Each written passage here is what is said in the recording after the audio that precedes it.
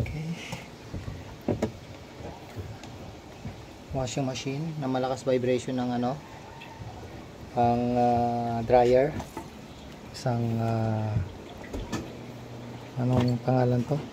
Winjet LG. Ayan. Problema nito, malakas mag-vibrate ito. Alam pag na ganyan, pag may drain na dry. Okay. So, ang ginawa natin, kumuha ko ng radiator hose na luma. Yung mga used radiator hose, yun ang ginamit kong pang support dun sa ilalim. Kaya papansin nyo, meron akong ilagay plus tatlo yan, supporter na rubber, kasi malambot na yung spring niya sa loob, kaya nagbabibrate. So tapusin ko muna and then testing natin. Yan, testing natin.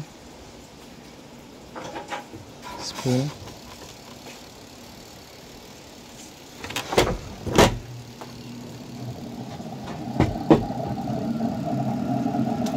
Kita nyo, wala na yung malakas ng vibrate. Nice, wala nang kalampag.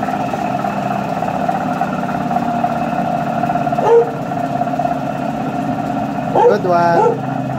Nakatipid na naman sa labor.